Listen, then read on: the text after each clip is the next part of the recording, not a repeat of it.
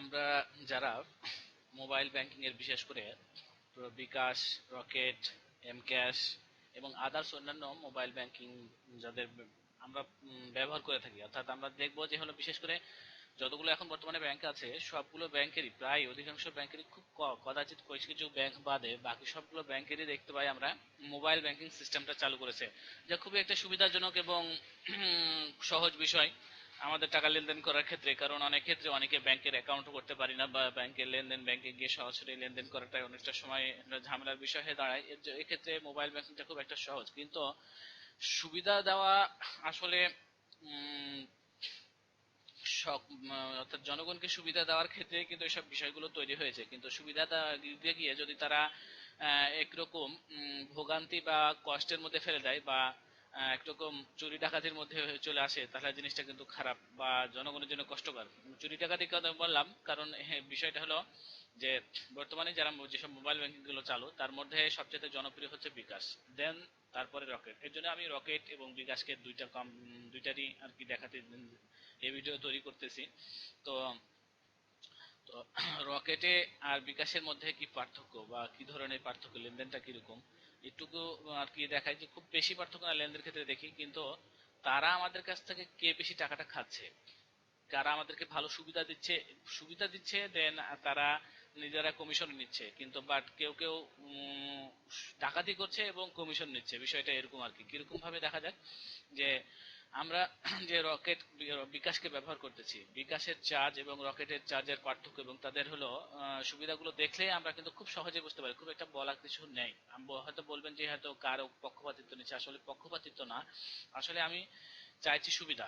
যেখানে আমাকে সুবিধা দিবে সেখানেই আমি যাব, এটাই স্বাভাবিক বিষয়। কিন্তু যে আমাকে সুবিধার বিপরীতে আমার কাছ থেকে বেশি খাওয়ার চিন্তা করবে, আমার থেকে ডাকাতি করার চিন্তা করবে, চুরি করার চিন্তা করবে, তার থেকে দূরে যাওয়াটাই সবচেয়ে বেটার আমি মনে করি।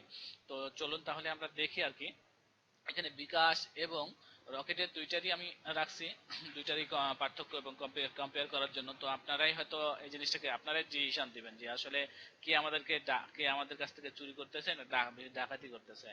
তো আমি তো হ্যাঁ, বিকাশ হলো একটা ব্র্যাক ব্যাংকের প্রতিষ্ঠান, আমরা সবাই জানি, এবং রকেট ডাচ বাংলা ব্যাংকের প্রতিষ্ঠান। তো চলুন দেখা যাক। প্রথমে ফার্স্ট টাইম আমরা দেখি ক্যাশ ইন এদের কোনো চার্জ নেই, কিন্তু ক্যাশ ইন ফ্রম এজেন্ট এখানে দেখবেন যে এটিএম প্রোডাক্টের যাদের ফ্রি আছে, এখানে ক্যাশ ইন যারা করবেন এজেন্ট থেকে তাদের কি, যে যাদের এটিএম ফ্রি আছে তাদের কিন্তু 9 টাকা চার্জ কাটবে হাজারে, অর্থাৎ 90 পয়সা যদি 100-তে ধরি। তো আর হাজারে 9 টাকা, আমরা যেহেতু হাজারে লেনদেনটা আর কি করে থাকি সেহেতু আমি হাজারে সবচেয়ে বোঝাটা ভালো হবে। হাজারে 9 টাকা চার্জ কাটে। বাট যদি আপনার ক্যাশ ইন ফ্রি হয় তবে কোনো চার্জ কাটবে না এজেন্টে। সো এখানে আপনি 9 টাকা ধরেন ক্যাশ ইনে। আমরা ক্যাশ ইন ফ্রিতে যাচ্ছি না এখন, ক্যাশ ইন ফ্রি বিষয়টা বোঝাচ্ছি পরে বলতেছি, কারণ তারা ঠিক আছে বলে নি বিষয়টা। যে এখানে দুইটা সিস্টেম, একটা হলো ক্যাশ ইন ফ্রি করা যায় মোবাইল, আর একটা হলো এটিএম ফ্রি করা যায়। যারা ক্যাশ ইন ফ্রি করবেন তাদের ক্যাশ ইন করার সময় কোনো চার্জ কাটবে না, আর যখন ক্যাশ আউট করবেন তখন চার্জ কাটবে। তখন 18 টাকা চার্জ কাটে নেবে এজেন্ট থেকে যদি করেন।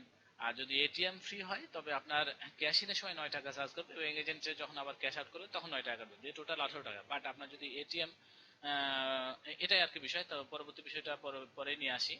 তো এখন এদের দেখেন আপনি ক্যাশ আউট হাজারে কয় টাকা কাটে, এদের হাজারে কাটে 18 টাকা 50 পয়সা, আমরা দেখতে পাচ্ছি। এবং এদের ক্যাশ আউটে কত টাকা কাটে আমরা দেখিনি। ক্যাশ আউট ফ্রম এজেন্ট আমাদের যদি এটিএম ফ্রি হয় তবে কাটবে 9 টাকা, আর যদি ক্যাশ ইন ফ্রি থাকতো তাহলে আমাদের 18 টাকা কাটবে, কারণ যেহেতু আমার ক্যাশ ইনে কোনো সে সময় টাকা কাটে নাই, তখন এখানে 18 টাকা পুরোটাই কেটে নেবে। আর যদি ক্যাশ ক্যাশ আইটেম ফ্রি থাকে তবে আমাদের 9 টাকা ক্যাশ ইনের সময় কাটবে আর বাকি 9 টাকা কাটবে ক্যাশ আউট করার সময়। সো এদের 18 টাকা, ওদের 18 টাকা 50 পয়সা। এবং এদের এবার ক্যাশ আউট ফ্রম এটিএম বিষয়টা আমরা এটিএম এ খুব কম ব্যবহার করতে পারি, যারা ব্যবহার করতে পারে তাদেরকে অবশ্যই সুবিধা দেওয়া উচিত ছিল, কিন্তু এখন এদের বিষয়টা কি দেখেন। এখানে 2000 টাকা নিচে যেহেতু ক্যালকুলেশন করা যাবে না, আমরা 2000 টাকা দিই তাহলে 1000 টাকার আমরা ক্যালকুলেশন পেয়ে যাব। সো ক্যালকুলেট করলাম, সো এদের ক্যালকুলেট করার পর দেখছি আমরা 40 টাকা, অর্থাৎ দ্যাটস মিন 20 টাকা হাজারে। সো এদের ক্যাশ আউট ফ্রম এটিএম। চলুন তাহলে দেখা যাক এটিএম এ ক্যাশ আউট করবেন তো কত টাকা কাটে। যদি আপনার এটিএম ফ্রি হয় তবে কোনো চার্জই কাটবে না, অর্থাৎ যখন আপনার ক্যাশ ইন করেছিলেন তখন আপনার এটিএম ফ্রি অবস্থায় আপনার চার্জ কেটেছিল 9 টাকা, বাট আপনি এটিএম এ যখন চার্জ আবার তুলতে যাবেন তখন আপনার আর কোনো চার্জই কাটবে না, অর্থাৎ আপনার এখানে 9 টাকা দিয়ে কিন্তু শেষ, অর্থাৎ 18 টাকা আপনারা চার্জার লাগছেন, অর্থাৎ 9 টাকা আপনার এখানে সেভ হচ্ছে। এবং যদি আপনার ক্যাশ ইন ফ্রি হয় তখন আপনার এটিএম এ কাটবে, ক্যাশ ইন করার সময় কোনো টাকাই কাটবে না, এবং এটিএম এ যখন তুলতে যাবেন তখন 9 টাকা কাটবে। দেখেন এখানেও আপনার 9 টাকা সেভ হচ্ছে, কিন্তু আপনি কোনো পয়সাই তো সেভ করতে পারবেন না, উপরন্তু আপনারা বেশি টাকা চার্জ কাটছে এটিএম এ। এবার আসুন সেন্ড মানি, যেটা আসলেই খুবই খারাপ লাগে বিষয়টা। কিরকম লাগে দেখেন, আপনি 1000 টাকা পাঠাবেন, আপনি যে পরিমাণে পাঠান না কেন, 10 টাকা পাঠান আর 5 টাকা পাঠান, আপনি যদি 10 টাকাও পাঠান তবে দেখেন কি হচ্ছে বিষয়টা, আপনার চার্জ 5 টাকা কাটবেই কাটবে। এটা তো আপনার চার্জ কাটবে সেন্ড মানি করে দিন, এসএমএস এর মতন সিস্টেমটা বলতে পারেন। এখন আপনারা এসএমএস চার্জও আর কি বিকাশ খায়, ডাকা আসলে খায় তো না, ডাকাতি করে, তো 5 টাকা চার্জ কাটে। আপনি সেন্ড মানি করবেন, পি2পি করবেন, কোনো চার্জই আপনার কাটবে না বিকাশ, সরি রকেট থেকে, দেখেন কোনো চার্জ কাটে না। যদি আপনার যদি সেন্ড, যেখানে যেহেতু এখানে একটা বিষয় যে আপনার এখানে 9 টাকা কাটবে কখন, যখন যখন আপনারটাতে ক্যাশ ইন ফ্রি, অর্থাৎ ক্যাশ ইন ফ্রি থাকবে তখন আপনার 9 টাকা চার্জ কাটবে। যদি সাধারণ অর্থাৎ ক্যাশ এটিএম ফ্রি এমন কোনো মোবাইল থেকে যদি পাঠান তবে আপনার 9 টাকা চার্জ করবে, বাট আপনার যখন সেটা কাটবে কখন উইথড্র করার সময়, কিন্তু বিষয়টা আর কি আপনারা আমরা সরি যখন তার অ্যাকাউন্ট থেকে অটোমেটিক চার্জ কাটবে যখন, কারণ সে ক্যাশ ইন যেহেতু ফ্রি হচ্ছে, সে ক্যাশ তার এটিএম এর ফ্রির জন্য আর কি, যারা এটিএম ফ্রি থেকে যাদের অ্যাকাউন্ট তারা যখন পাঠাবে তখন তাদের 9 টাকা চার্জ করবে। যাই হোক বিষয়টা কিন্তু এটা না, আসলে পি2পি আসলে যদিও ধরি তবে এখানে 9 টাকা, কিন্তু 9 টাকা কাটবে কখন, যখন এটা আসলে আসলে আমার চার্জ নিচ্ছে ক্যাশ আউট বা ক্যাশ ইন করার জন্য, অর্থাৎ সেই 18 টাকার চার্জের মধ্যে যদি আমরা ধরতে যাই। কিন্তু এখানে কি, এটা তো 18 টাকা চার্জ, 18 টাকা 50 পয়সা যদি আপনি এটিএম এজেন্ট করেন অথবা যদি এটিএম এ করেন তাহলে তো 20 টাকা, সেটা তো সেটা বাড়তি কাটবে, তার উপরন্তু অতিরিক্ত এটা 5 টাকা চার্জ আপনার শুধু পাঠাতেই কাটবে। সেটা হলো একটা খুবই দুঃখজনক এবং একটা কষ্টদায়ক বিষয় আর কি বলতে পারি, যা আমাদের কাছ থেকে অহরহ বিকাশ ডাকাতি করে খাচ্ছে। কিন্তু আপনারা এখন তুলনা করতে যদি দেখেন, আমরা ছোট্ট একটা তুলনা করি তাহলে বুঝতে পারবেন। আর তার মানে আমরা দ্যাটস মিন আপনি যেভাবেই যান, আপনি অর্থাৎ আপনি যদি মনে করেন যে 9 টাকা সেভ করবেন রকেটে, তবে আপনি সেভ করতে পারবেন 9 টাকা পর্যন্ত, কিন্তু আপনি বিকাশে যেভাবেই যান, যে কোনো পথেই যান না কেন, সব পথে আপনার জন্য অলরেডি খাওয়া রেডি করে রেখেছে তারা, খাবার খাওয়ার জন্য আর কি, অর্থাৎ তারা সব সময় খাইতে প্রস্তুত, আপনাকে দিতে প্রস্তুত নয়।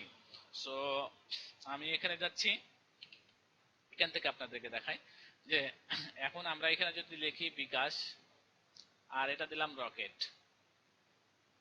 বিকাশের ক্যাশ ইনে কোনো চার্জ নাই, রকেটের ক্যাশ ইনে চার্জ 9 টাকা, যদি আমি ধরি এটিএম ফ্রি থেকে আমি ধরলাম। আর যদি এটি ক্যাশ ইন ফ্রি হয় তাহলে তো এটা ফ্রি আর কি, ক্যাশ ইন যদি ফ্রি হয়, ক্যাশ ইন ফ্রি যদি থাকে তবে এটা ফ্রি হবে আপনার জন্য আর কি।